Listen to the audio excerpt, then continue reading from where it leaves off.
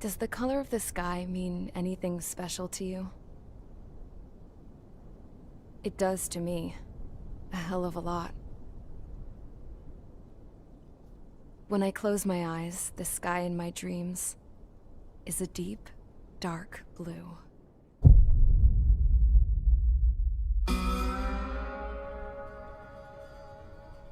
Pilots have been in my family for 4 generations. Flying's in my DNA. Even so, my grandpa didn't want me joining the Air Force. He lost faith in the Ocean Air Defense the day my dad died in battle. You know, Abby, I wish you could see what it's like up there. Cruising above the clouds, the dark blue of the stratosphere. Nothing beats being at the controls and seeing it from the cockpit. Look here. Gramps tossed a magazine over to me with an article. Unmanned fighters are no longer a dream, it read. Pilots taking to the skies will soon be a distant memory. I don't see anything good coming from that. Know what? Lying smack dab in the middle of the desert west of here, there's a bunch of planes from the last war. Some of them have been mothballed, but most of them are just rusted piles of junk waiting to be scrapped. Gramps was really good friends with the super there, so he got to take whatever he wanted, no questions asked. That's how we got the parts to build our own plane. Now, when I say we, I mean me, my grandpa, and his old war buddies. I cut my teeth working with those geezers. They taught me their skills, and some dirty jokes. But with their aging eyeballs and whatnot, I ended up having to do most of the work myself. I was at the airstrip doing some flight training when I saw it. A prototype drone. It wasn't much of a plane, more of a trash can with wings.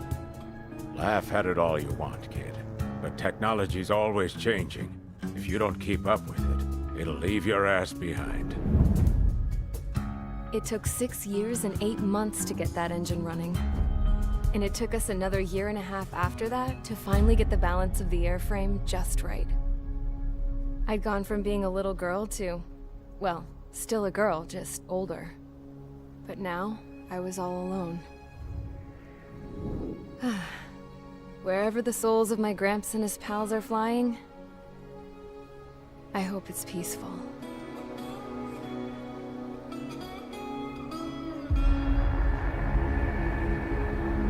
Then, finally, I was ready to break the sound barrier. All this plane could do was take off, accelerate, and fly up.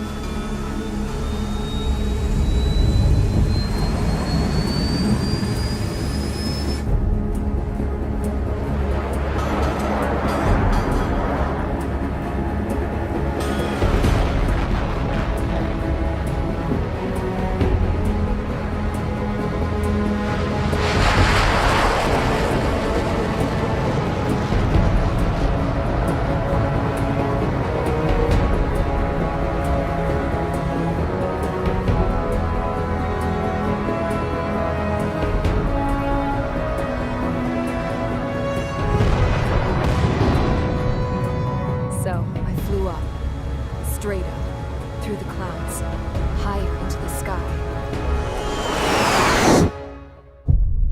Dark blue. I could almost touch it. Then I saw Osia's fighters. They were tailing something. A drone. They were going full out chasing that thing. Doing 30 Gs at least. Damn, I've never seen anything move that fast. It had a rose painted on it. The Erusian emblem. But that country's a whole continent away from here. Right. You should have put in my best to see this piece of junk. Should have built a deterrent too.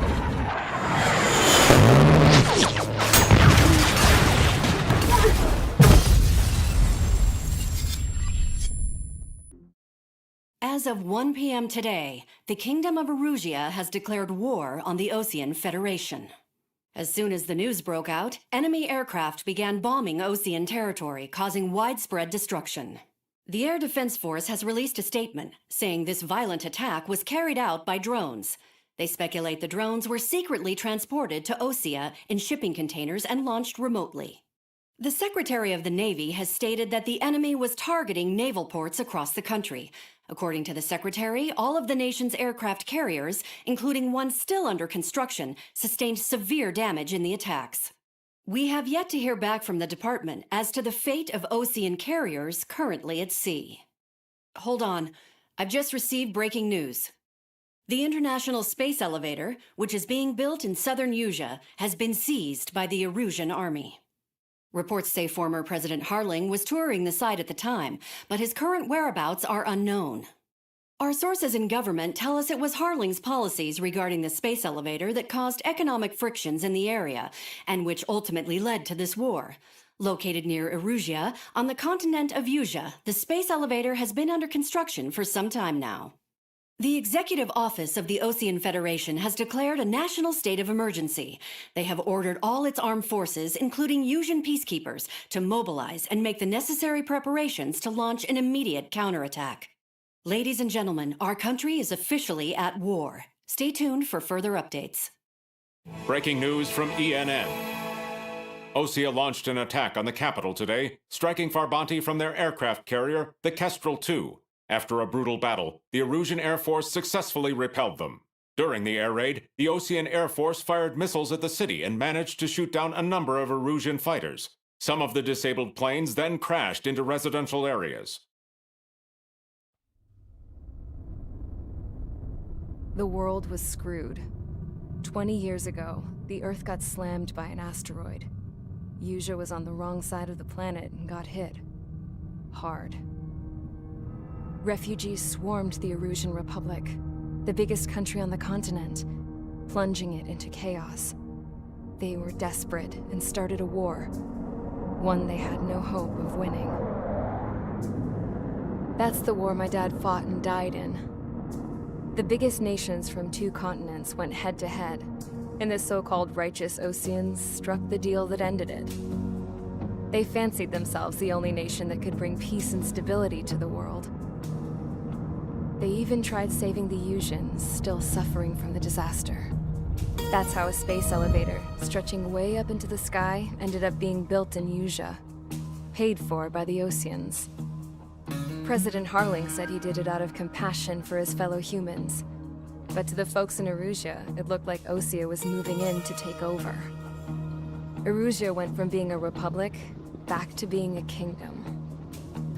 When they started this new war, they managed to get the drop on everyone. The second the declaration hit the news, Erusian forces took control of the space elevator without spilling a single drop of blood. President Harling was touring the elevator when it happened and disappeared. Then, while that was going on, the Erusian ships that were docked all around Osea released a swarm of drone fighters they had hidden on board in containers. No one thought they were capable of doing what they did that day. With pinpoint accuracy, they managed to take out everything that was military, and not a single civilian was hurt in the process. Osea pissed lots of people off with their huge military presence around the world. Erusia didn't have the same reach, but they could hit their targets faster and cleaner. And when all this was going down, I just so happened to be in my flying drag racer.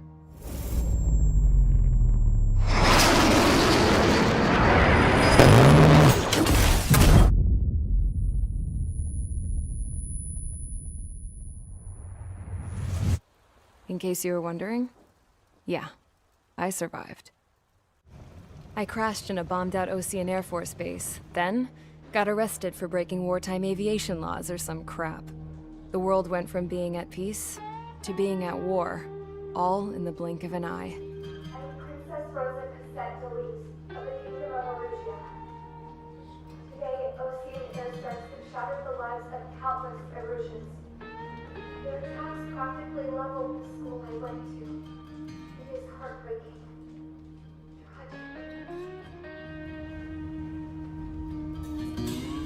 I was tried, found guilty, and stuffed into a cargo ship. For company, I had some court-martialed soldiers. And remember those mothballed planes I told you about before? They were loaded on the ship, too. We headed off down south for several days, and then swung east. That's how I got here. I was thousands of kilometers from Arusha on the opposite side of the Yuzian continent. For a port, it was dull as hell. It had 3 rusty patrol boats, and the base?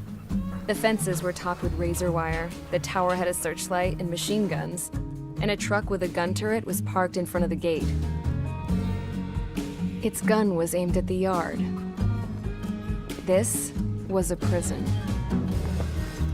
This place looked like a full-on base, but half the tanker trucks were just big balloons, and the runways weren't even paved, just painted on the dirt.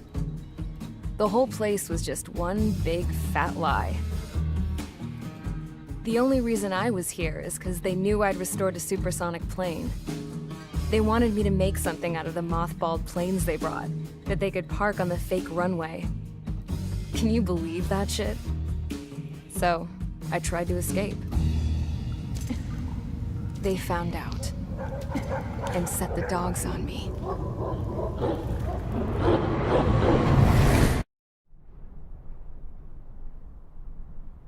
Here he comes.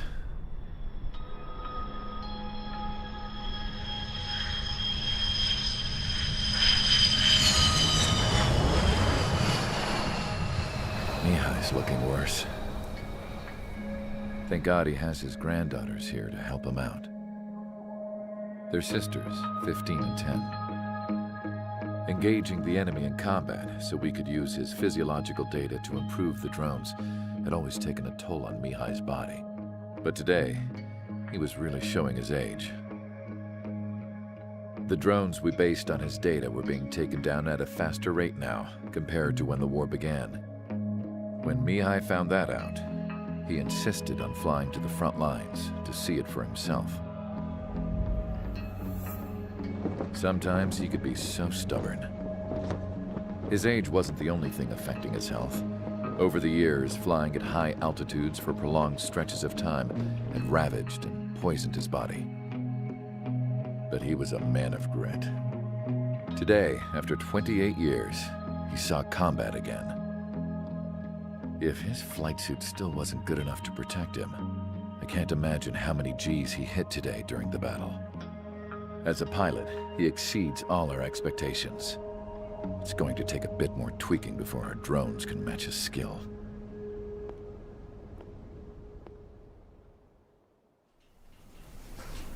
How penal is this penal unit, you ask? This place is a shithole. If you took the stink of all the corruption in the world, then corralled it all in one place, that would give you a pretty good idea of what the air smells like around here. We got all kinds of critters, too. Everything from flea-ridden guards, rabid dogs, and a mechanic doing a stretch for life. I can't forget the rats. Yeah, we got those. And some pilots who got their wings clipped, too. One's a great pilot, but a lousy thief. One's a gambler with no luck. And one's an anarchist with no balls. Their job here was to rev the engines on the fake runways. The idea was for Arusha's spy satellite to pick up the heat sig. Even though there weren't any real fighters here, it looked like it on their infrared. I bet you're wondering, if Arusha lost the war, how come they still have a spy satellite? Because someone over there was smart enough to train a bunch of computer nerds to hack into half of Osia's satellites. That's how come. Every now and again, I'd try to bust out. And every single time, those damn dogs would drag me right back. When I was in my cell, I'd hear this voice coming from the guards room. It was the Arusian princess rallying her people on the Arusian national broadcast. All us prisoners had become big fans of hers. You want to hear something funny? The guards were big fans too.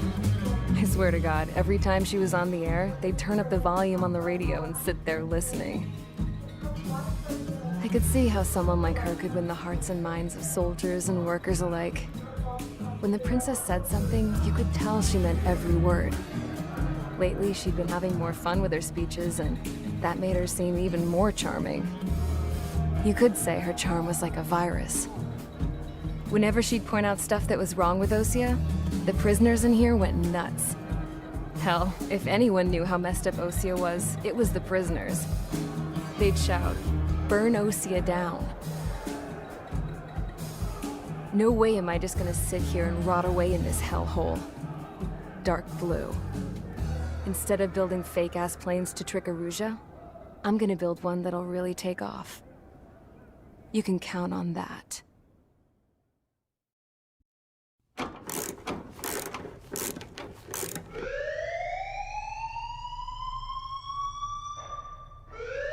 Bad news for us here at the prison. The enemy fell for our decoy base. With all the fake planes and trucks we had out, it must have looked to them like the Ocean Air Force was about to go on the attack. Day after day after day after day, they bombed us. Osea didn't give a damn. We weren't soldiers to them, so go ahead. Bomb us. In their eyes, we were expendable. Worth less than the fake planes in the bunkers. No biggie. While I made fake planes, they had me put together some working ones. Then, some genius at HQ decided we should send it up, so the base looked legit. Thankfully, we had people to crew them. It didn't matter what we were locked up here for anymore. Top brass needed pilots, and criminals were all they had. A crook, a gambler, an anarchist. Just your typical lowlifes. They threw each one of them in a cockpit and sent them up to intercept the enemy's planes. But in the end, it was all just for show. So, up they went, day after day after day. Today they tossed someone new into the mix. Wonder what he did to get sent here. My dad died flying for the Ocean Air Force. When your allies are surrounded, one of the most dangerous missions is giving them cover to retreat. Whoever signed up for that was a real hero. But even more dangerous than that was being the one who had to cover the rear guard's retreat. That was my dad's job, and one time, he called it off. Said it was too late for him. Said anyone else would have done the same. I found that out from a war buddy of his when he came to tell me how my dad died. The next time a retreat happened, my dad volunteered to be in the rear guard. Dumbass. He died all right. No one came to help. The news nearly broke me. Of all the ways to get killed, that's gotta be the most pathetic one ever. Am I right? There's a rumor going around about another inmate. A guy they brought here a little while ago. Get this, talk in the cell block says he was sent here because he killed Harling, the president of Osea during the last war, remember? He's the one that sent my dad on that suicide mission. He's the reason I had to go live with my grandpa, and why me and Gramps started building a supersonic jet. He's the reason I ended up here. Maybe I should give that guy a thank you note for killing him. Nah. God, I hate the smell of this place. It's all fake and lies and bullshit. It reeks. Mihai's granddaughters liked to keep to themselves mostly. They were well behaved and possessed a sort of quiet elegance. From time to time, I'd catch myself looking at them, wondering what they were talking about. I'm sure everyone on the base did the same. They were such enthralling creatures. Every night, a crowd would gather around Mihai. They were the men tasked with guarding him in the air.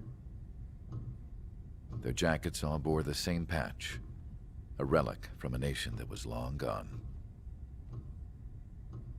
Decades ago, during the Age of Expansion, the Kingdom of Arusia absorbed many countries. Theirs was one of them. Mihai asked them, "Yet what is a nation? Can we actually see the physical lines that divide one from another?" People of my generation can no longer speak the language of our homeland. My grandparents always look sad when they see I have no idea what they're saying to me. Mihai didn't say a word after that. His scarred face betrayed no emotion.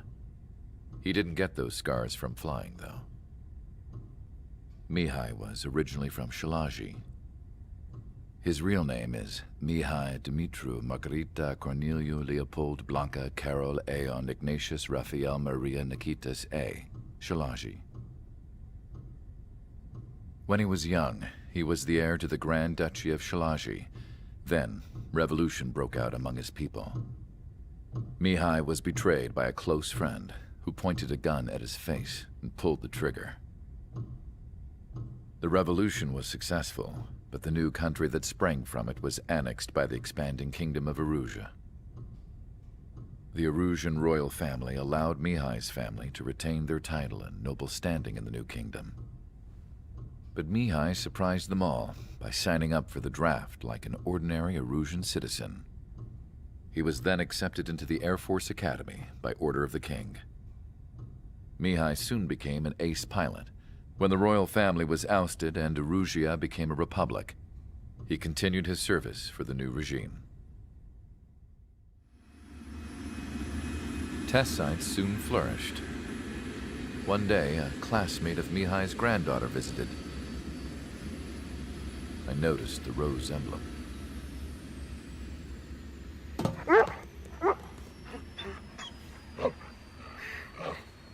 She laughed like a princess, and I found out later she was indeed the daughter of Erusia's new ruler. She was the connection to the royal bloodline everyone was looking for, the one to restore the monarchy. This new princess was truly a godsend for the Erusian people. If Mihai's granddaughters were like the moon, she was like the sun, around which everything seemed to orbit. Her face was so expressive. It's no wonder the people of this war-torn country instantly felt at ease when they saw her speeches.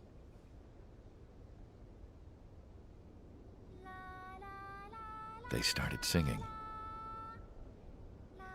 The pilots of the support plane smiled, even though they wished their nation were independent from hers. Angelic. I wonder how Mihai felt about all of this. It was my job to research his neurological data, after all. I wish I could figure him out. Whatever his feelings were about losing his homeland, he kept hidden, even from me. The crew said the enemy had one mean son of a bitch flying for him. Our team had a few Air Force hot dogs, real experienced pilots. But this guy swooped in like a hawk, locked on, and took them all out in the blink of an eye. Reminds me of a story Gramps told me once. He said a little while before he retired from active duty, he saw an enemy fighter wipe out an entire formation right in front of him. It was like seeing how a shark works when it's going after its dinner. This enemy pilot stalked Gramps' pals from below, just like how a shark would. Then one by one, he put the bite on them. Sounds like what happened to our guys today. Kinda surprised so many made it back alive. I bet when they saw what was going on, they broke formation and left their buddies to the shark. Hang on. There's 3 extra planes here. They're foreigners too.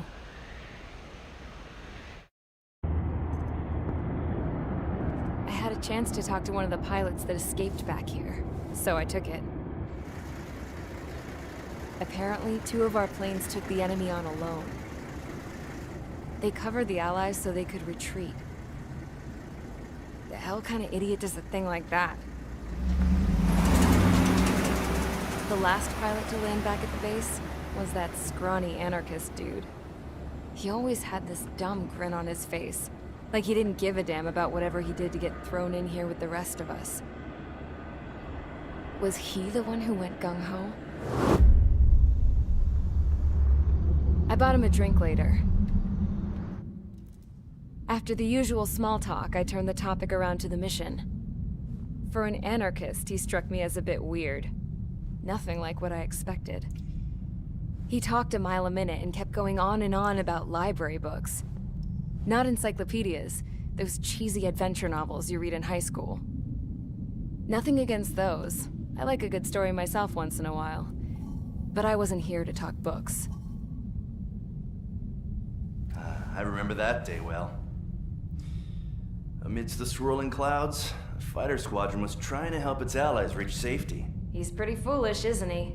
I thought so too.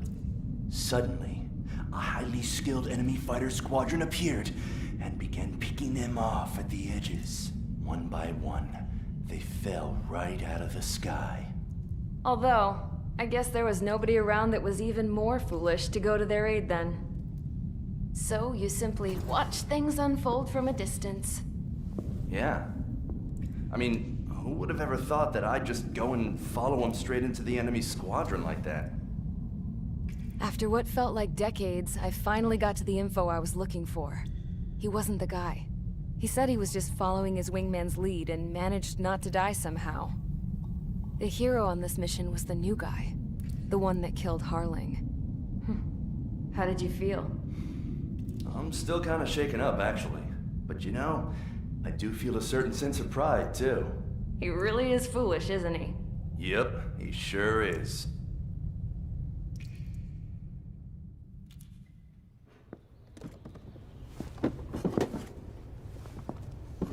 I went to the hangar to have myself a closer look at Trigger's plane. I knew that burnt smell. That's what happens when an engine's been driven to its limit.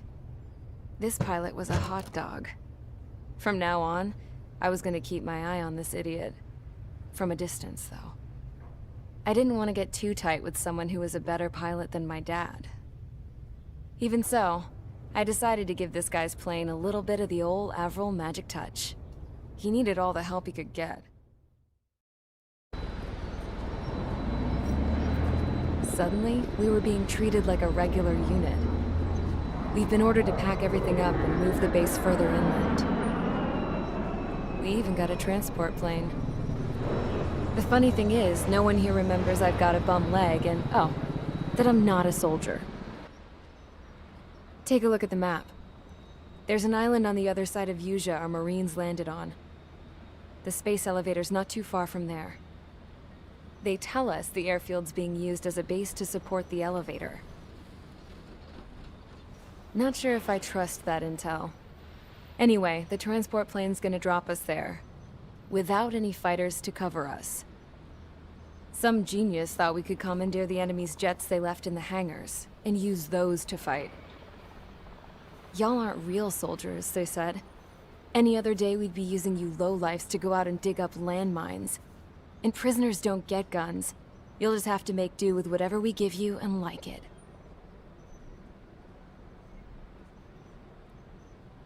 A phone. They don't let us prisoners near them. But with all the hustle and bustle of moving the base, they forgot to lock this one up. Looks like an antique. I lost my right for a phone call ever since I was arrested and locked up. It's trippy to think that I can just hook it up, dial a number, and talk to someone from my own country. Planning escapes ain't all I'm good at. I'm plenty good at remembering phone numbers, too. A little while later, I headed over to HQ. You must know. We did get a call direct from command. That pipe, what exactly are you doing with it? My grandfather had a lot of friends in the Air Force from his time as a lieutenant. My point? Well, you're going to set out in your own special aircraft.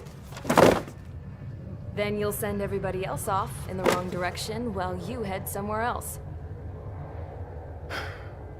All right, fine. But just you and you alone. You're the only one allowed on board. Besides, there's only one seat left. I said cool. That's exactly what I wanted to hear. I was born downtown, in our capital. When I recall my homeland, my thoughts are filled with the sights and sounds of the city. But home means something different to each and every one of us. Therefore, I've decided to visit every place where our citizens call home. The Kingdom of Erusia is a land of diversity. Each region has its own unique and special culture.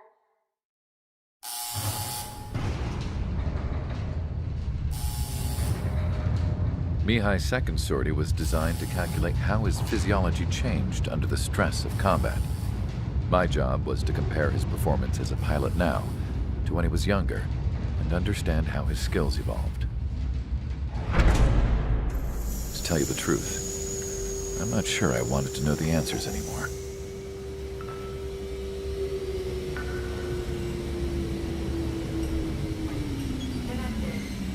For a man his age, Mihai's body was unbelievably resilient, remarkably flexible. His reflexes were sharp as they ever were. Still, after all those years of flying in the outer layers of the atmosphere, even someone as strong as Mihai wasn't immune to the effects of the strain. The human body is fragile. It was not meant to handle the excessive amounts of radiation that constantly bombarded the stratosphere. For Mihai's second sortie, we used a flight suit that was still untested. He seemed fine on takeoff, but by the time he landed back at the base, he was clearly a mess. He got caught in a surprise dogfight with an especially stubborn enemy. It took a while for Mihai to bring him down. Suspend mission. The suit was ineffective. According to the data, it wouldn't let him fly to his full potential. A new flight suit was made to my exact specifications. When it finally arrived, Mihai's granddaughters glared at me with their disapproval. They blamed me for the pain their grandfather had to keep enduring.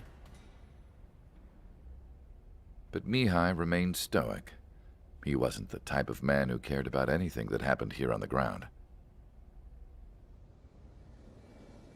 I wasn't worried about it. I was confident the new suit would protect him thoroughly so that he could maneuver his plane any way he wanted. The moment he took off in his new flight suit, I realized what I had failed to before. Right after takeoff, as the wheels retracted, the plane suddenly arced up. It accelerated so quickly. I had never seen a plane move like that before. Mihai hit the high G's multiple times before disappearing into the blue. The support team couldn't even keep up. And then I knew. I understood why he never seemed to care about restoring his stolen country back to its former glory, and why he didn't seem to care about anything that happened here on the ground.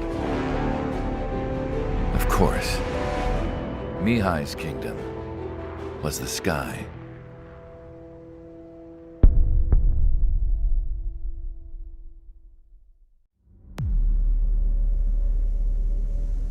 As far as the chaos we find ourselves in these days, it's difficult to say which side pulled the trigger first. Arusia deployed an automatic intercept system with drones. Osea implemented long-range attacks to bypass them. So Arusia decided to sabotage Osea's communications and navigation technology. Arusia couldn't launch a satellite themselves, but they were still able to hack the software of the Osean transmission and navigation systems. Before Osea even noticed, half of their satellites were hijacked. That's when things got ugly. In an attempt to knock out each other's capabilities, both forces launched fighters loaded with anti-satellite missiles at the same time. Only military satellites were targeted. However, their destruction created a debris field in orbit, which wiped out scores of other satellites, both private and government-owned. What kept the world relatively sane up to that point had been free-flowing data and information. But now, those were gone. All that remained was chaos and confusion. Government and civilian broadcasts and transmissions were cut off. The flow of information had ceased. Forces on both sides of the conflict now found themselves unable to communicate with their superiors. Many of the smaller countries annexed by Arusia and yearning for their independence seized the opportunity and started their own uprisings. As for why some of Osea's military decided to break off from the main force and continue on their own, I have no idea. Perhaps there was some sort of dispute over the chain of command. The continent that had once seen wars that were only fought between Osea and Arusia was now full of numerous conflicts between rival leaders vying for power. Insurgencies were everywhere. I even heard a rumor that a group of Osean convicts had rebelled. Rumors. It never ceased to amaze me. that even at a crazy time like this, something as trivial as a rumor could find its way here. Communications from corporate were cut off. Apparently, the entire computer network was down. It was a wise decision to make our drones autonomous with AI instead of being radio-controlled. Wise and forward-thinking. Even with their GPS offline, they can still use their sensors to navigate as long as they're working properly. I'm sure the drones are still working perfectly, following their mission orders to the letter. I wish I could upload Mihai's new data to them. But without a connection, I can't upload the software to the active drones. The new ones we're making, though, there should still be enough time to upgrade those before they're activated. I'll be taking the data I've acquired away from the front lines now. Oh, and I'll be taking the girls, too. I told my assistant Masa it was time to get Mihai's granddaughters ready to leave here. She's not much older than the girls, but she has a way about her, and I'm sure she won't have any trouble with them. I saw a plane flying off in the distance.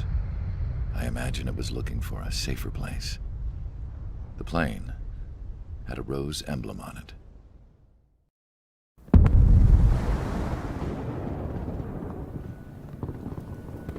The island we went to was supposed to have been secured by the ground forces.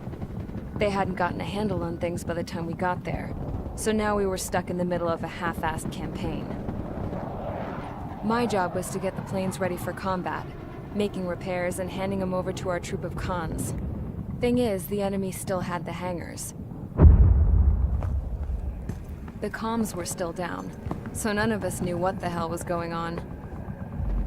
The last transmission I heard before everything went to shit was that some prisoners from an Osean military penal unit rioted and managed to escape. They stole some jets and now they were flying around, taking out their former allies left and right. I wonder if any units like ours were out here, creeping around. Hearing the Osean jets firing at each other overhead chipped away at morale. Since the radio was out, it was quiet. I liked it better that way. All I heard was the gunfire. Here we were, walking around carrying rifles. We were pilots, damn it. Friendly fire will probably kill us. You know things are desperate when the guards that used to lock us into solitary are now telling us it's better we all stick together. I guess they think our odds of surviving this war are better that way. After walking for miles across the battlefield, we came across the wreckage of a plane. Passenger, not military. I knew that rose. It was an Erusian liaison plane. The guard's dogs smelled something and took off. They led us to a cliff. And the bodies. Today, I lost everything. When Osea attacked our capital, my father, a man who was never really suited to being the king, was killed. I was to be flown out of the war zone to safety, but the plane was shot down by rebels. The entire crew was killed in the crash. Soldiers appeared and one shot at me.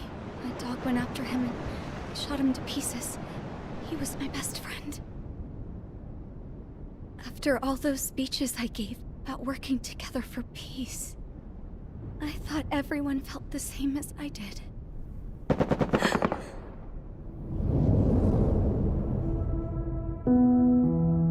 I'm sure the soldier who shot at me knew I was the Princess of Erusia. He was Erusian too. More soldiers have come. Now, there is no one left to protect me. I am so numb, I cannot move. I watch as one of their dogs approaches. It sniffs mournfully at my dead friend. I wonder if it grieves for him as much as I do.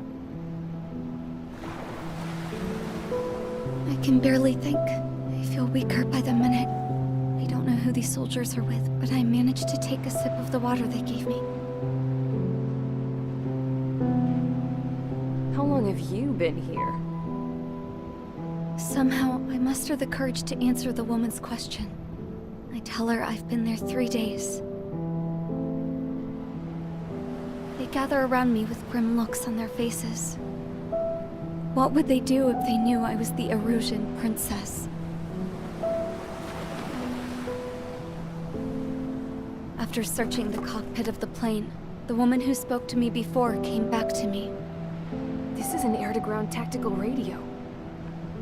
It still works! I noticed she walked with a limp. She knelt down next to me and asked her companions to give me some food. And then, very softly, she said, You see, I used to listen to your broadcasts, Your Royal Highness. Just what did you see here?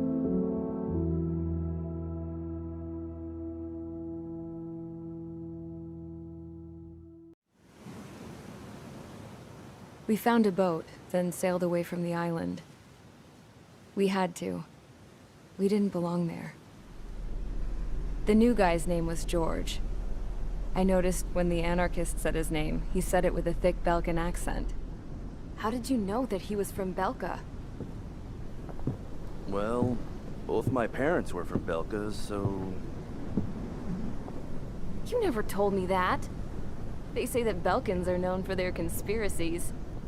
That's just a stereotype. Now, I simply stated my honest opinion and was thrown in jail for it.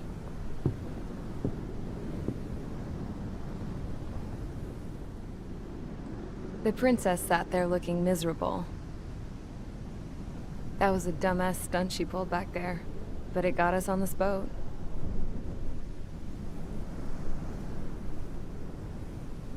Take a look at that. This ship is heading for a single rope that's hanging down from the sky. Do you know how far the end of that rope reaches?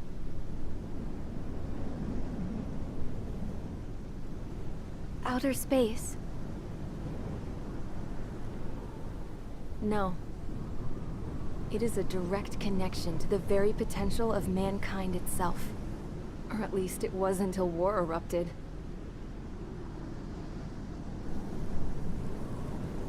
It's my strong belief that the rope might be connected to a very distant, faraway source of great conflict and strife.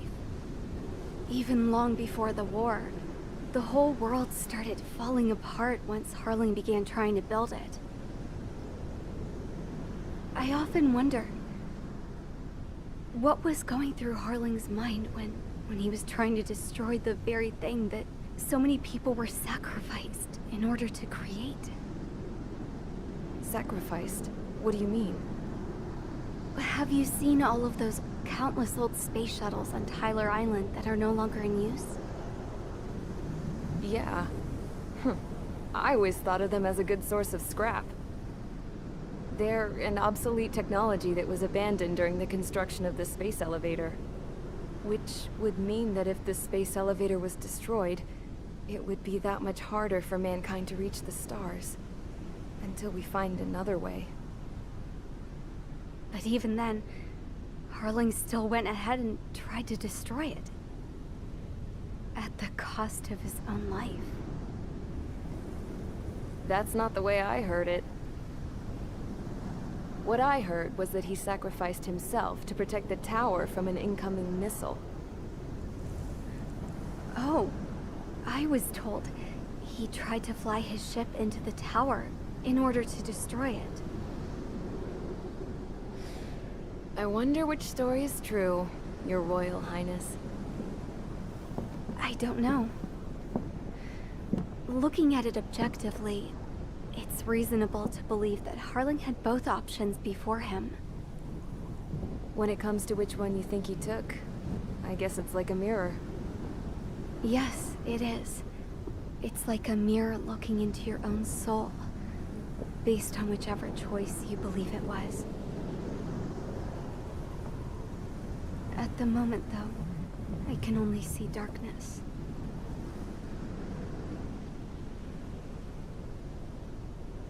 I think that thing should be destroyed.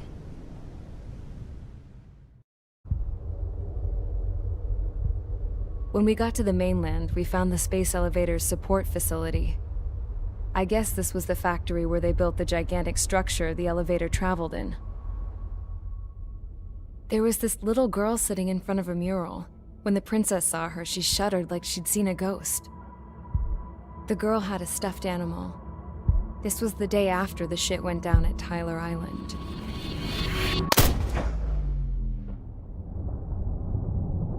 She walked right up to the princess, took her hand, and led her into the factory. One thing's for sure, they knew each other.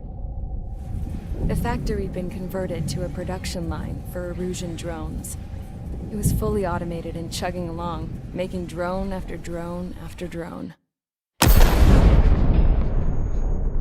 Once they got inside, the princess stopped and just stood there.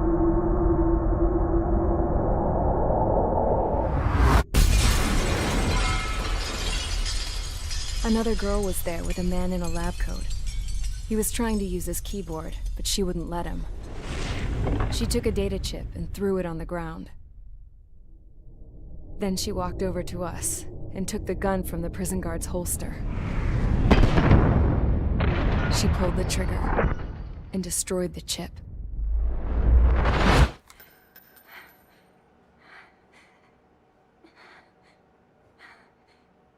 Later, I found out that the girl with the gun and the one with the stuffed animal were sisters. They were also the granddaughters of Mihai A. Shalaji, the legendary pilot. Gramps used to talk about him. He said Mihai was the top ace from 2 wars ago. Know any Belkans? Because this guy was a Belkan, and they love to stir shit up. Pitting nations against other nations is a particular favorite of theirs, along with developing hyper-advanced technology. That's right. I'm Belkan, born and raised. My country is gone now. Rather than surrender to its enemy, Belka detonated 7 nuclear weapons on its own soil. My people scattered around the globe, living in the shadows of other countries. We had a new purpose: to breed wars. The theory was that through war, we could achieve our destiny and our revenge. I had just finished inputting Mihai's data when his granddaughter came in. She destroyed the only copy I had of the information I squeezed out of him. The girl loved Mihai. No one knew more than her just how hard I pushed her grandfather for that data, how much I made him sacrifice in the process. I promised his granddaughters that his efforts were not in vain, that it could end this terrible war. But in the end, it only caused more chaos and despair. We were responsible for all this damage, all this tragedy. Now, we were going to pay for it. The Erusians, once our allies, would see to that.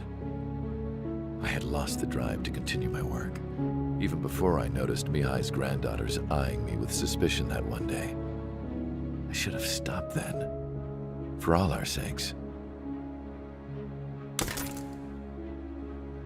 Mihai's granddaughter tossed the gun aside. She said if she resorted to killing, she'd just end up like the rest of us. And by us, she meant everyone, including the princess.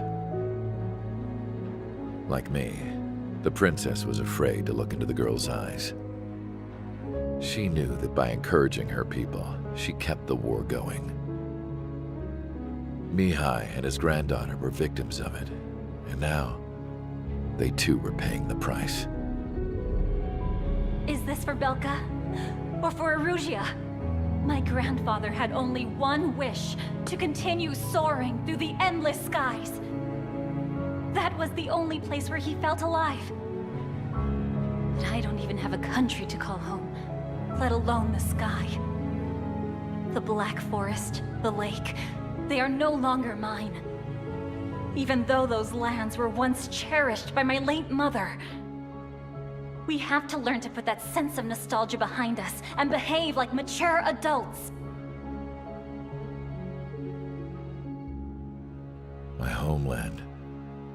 She's right. It feels so far away now. The woman with the rifle approached me. She was focused on more pressing issues. I checked the computer. All of the data on the legendary Ace had already been installed. No, I pulled it before it was completed. However, there are 2 aircraft that are already scheduled to be manufactured based on that data. We must destroy the factory. This isn't the only one. There are more facilities just like it, and the 2 planes containing the data will be manufactured at one of those facilities. So, this place runs on solar power that the space elevator generates, right? How about the others? We can destroy the space elevator and cut the power to them. First things first, let's take this one out. I'll show you which locations to target.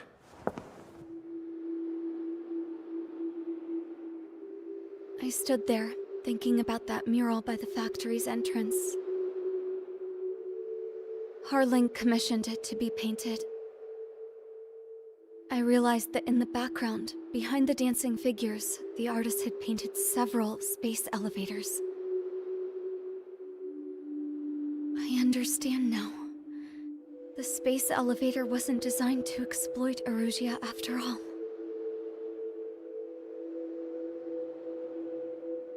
Good. And afterwards, we'll bring down the space elevator itself. No matter why it was built, right now, it's the root of this chaos. I wonder. Yes? I wonder which path you would choose when looking at Harling's mirror. All Erusian soldiers around the space elevator. Surrender now. We will not attack. We can hold them off until support arrives. Our units surrender. You guys better not throw away your lives either. Wait there, Princess. We'll get you down. Don't worry about me. Please just take care of the refugees. I'll parachute down. What? Warning. Incoming bogey. Are those the drones we saw at that factory? I'm coming down. I'll see you on the ground. No, wait!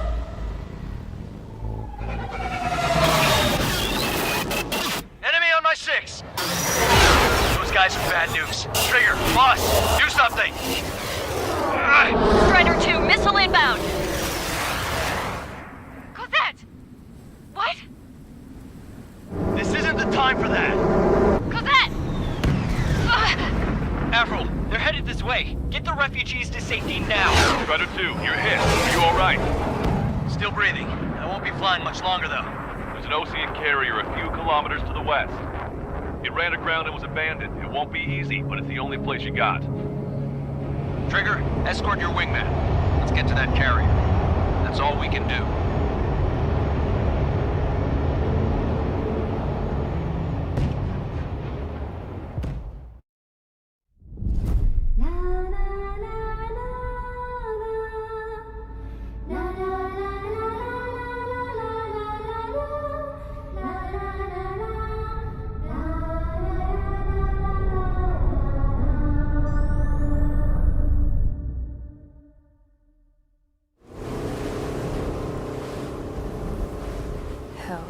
I can't just snap my fingers and make a plane.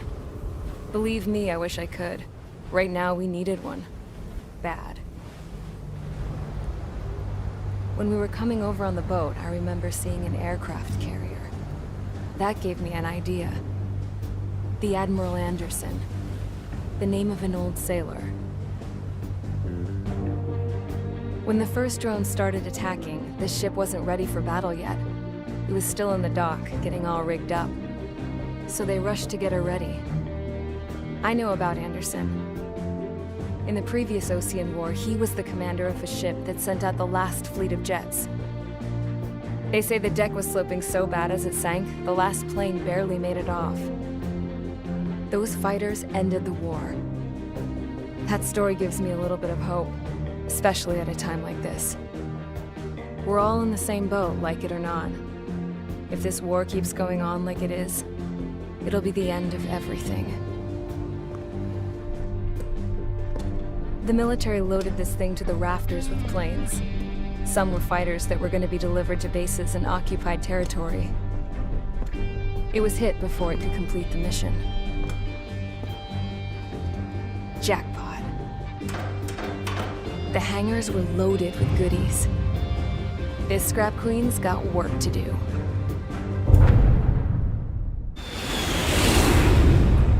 Look, it's Trigger. Strider 1 has returned to radar. I did it! That's our Trigger! He's a damn hero! No doubt. You're better than me. Where's Strider 2? Damn it. Does anyone have eyes on Count? Wish y'all could have seen that. You damn fool. What's your position? Watching Trigger climb. I guess it's my fate to watch from down below. Yeah, well, we're all in the same boat there. Yeah, well, I guess we are. We're sending help. Give us your coordinates. Directly under the space elevator. Elevation is minus 500 meters. Minus? Hey, Trigger. You dumbass. Tell me something. What color's the sky up there? We're on our way back from our 7-year mission to the asteroid belt. I can't tell you how proud I am to be the first to land at Wait, this what was that spaceport. transmission? This is Captain Kay Nagase of the spaceship Pilgrim 1.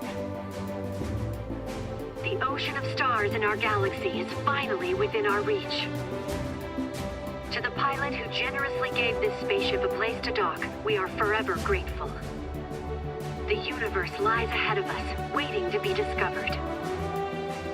And now, at last, we have a gateway to ascend to it, over and over again. It's all coming together for me. Today was the day, the moment of her return. I salute the pilot who gave us all a future.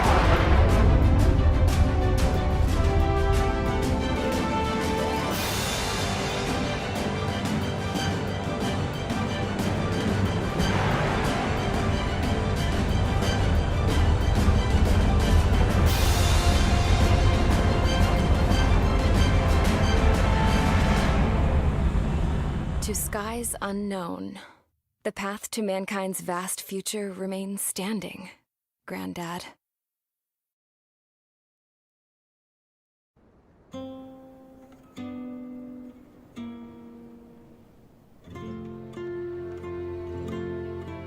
The refugees built a settlement for themselves at the base of the space elevator.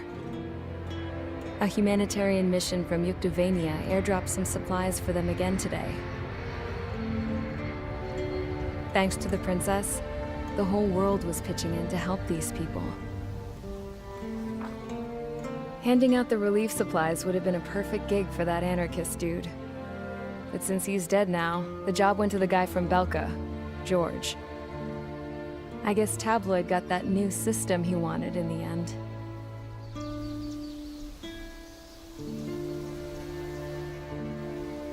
Mihai's granddaughters are helping out too.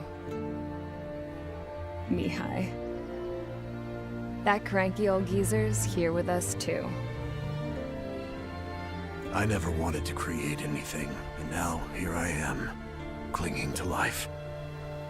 Watching as my grandchildren and their generation make a new future for themselves and the world. Is this my punishment then? All I do is lie here, wasting away. I'll never know the freedom of flying the open skies ever again.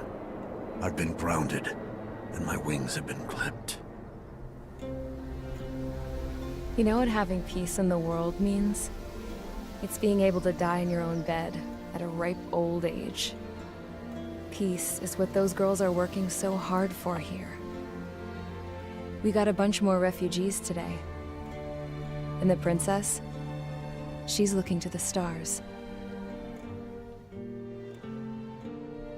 Dark blue, to the heavens and beyond.